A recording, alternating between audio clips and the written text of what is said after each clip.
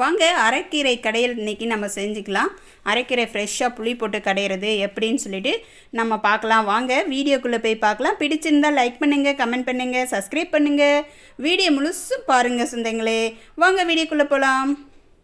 அதுக்கு நான் ஒரு கடாய் வச்சுட்டு, நீங்கள் டேக்ஸாக கூட வச்சுக்கலாம், ஒன்றும் பிரச்சனை இல்லை. ஒரு 1/2 லிட்டர் தண்ணி சேர்த்துருக்கேங்க. கீரைக்கு ரொம்ப தண்ணி தேவையில்லை, 1/2 லிட்டரே போதும். அதில் 4 தக்காளி கட் பண்ணி, அதில் ஒரு பூண்டு தோல் உரிச்சது, 5 பச்சை மிளகா, 1 வெங்காயம் கட் பண்ணுது, இதெல்லாமே அந்த தண்ணி கொதிச்சதுலேயே சேர்த்துடலாங்க. தண்ணி கொதித்த பிறக்கே சேர்த்துக்கோங்க, முன்னாடியே சேர்க்காதீங்க.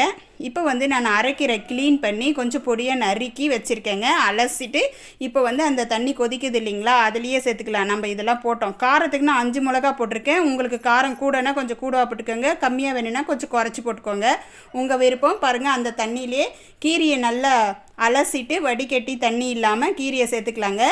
அதில் தண்ணி கொதிக்கும் போது கீரை சேர்த்துக்கோங்க. அப்போ தான் அந்த கலர் சேஞ்ச் ஆகாமல் நல்லா இருக்கும், பச்சையாகவே இருக்கும். அதனால தான் இப்போ அந்த கீரை முழுசையும் சேர்த்துட்டு ஒரு சிட்டிகை பெருங்காயமும் 1 ஸ்பூன் சீரகமும் சேர்த்துருக்கேங்க. நல்லா வாசனையாக இருக்கும்னுட்டு மூடி போட்டு விட்டுடலாம். நம்ம வேகட்டும். ஒரு 5 நிமிஷத்துலேயே வெந்துடும். ரொம்ப லேட்டெல்லாம் ஆகாது. கீரை வேவது ஈஸி, டக்குன்னு வெந்துடும்.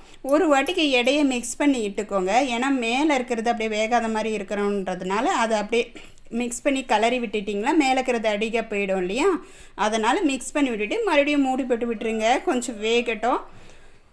5 நிமிஷமே சரியாக இருக்கும்.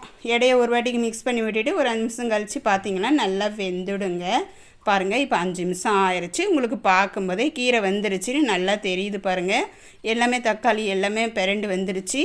மேலே தொட்டு பார்த்துக்கோங்க. அது பாருங்கள் மசிச்சிடுச்சு பார்த்தீங்களா, இதுதான் வெந்துருச்சு அடையாளம். அவ்வளோதான். இப்போ நம்ம ஸ்டவ் ஆஃப் பண்ணிடலாம். ஆஃப் பண்ணிவிட்டு அது ஆறட்டோன்னு சொல்லிவிட்டு எடுத்து வச்சிடலாம். ஆறின பிறகு நான் ஒரு பாத்திரத்தில் சேர்த்துக்கலாங்க. இப்போது எல்லாமே அந்த குண்டாவில் சேர்த்துக்கிட்டேன். குண்டாவில் இல்லை சட்டி, பருப்பு கடையிற சட்டி இருந்தால் அதில் சேர்த்து கடைஞ்சிங்கன்னா டக்குன்னு கடைஞ்சிடலாம்.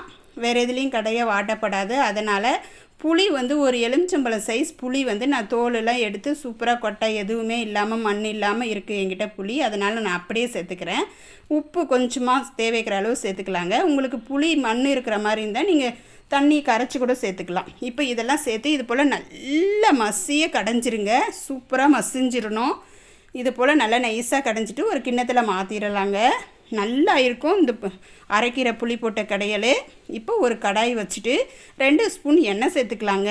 நான் இன்றைக்கி வடகம் இருக்குது எனக்கு, இருந்தாலும் இப்படியும் வடகம் இல்லாதவங்க எப்படி தாளிக்கிறதுன்றதுக்காக இப்படி தாளித்து காமிக்கிறேன்.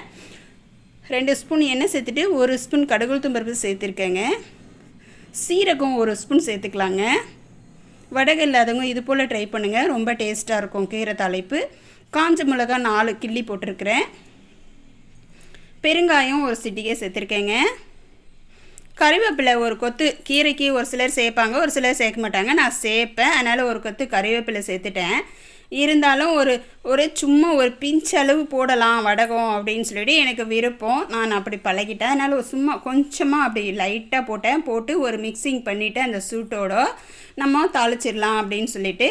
இவ்வளோ தாங்க, கீரை தாளிச்சாச்சு. சூப்பராக பச்சுன்னு இருக்குது பாருங்கள். அரைக்கீரை புளி போட்ட கடையில் செம்ம டேஸ்ட்டாக இருக்கும். ட்ரை பண்ணி பாருங்கள். உங்களுக்கு எப்படி வந்துச்சுன்னு சொல்லுங்கள் கமெண்டில். பிடிச்சிருந்தால் லைக் பண்ணுங்கள், ஷேர் பண்ணுங்கள், கமெண்ட் பண்ணுங்கள். புதுசாக பார்க்குறவங்க சப்ஸ்கிரைப் பண்ணுங்கள்.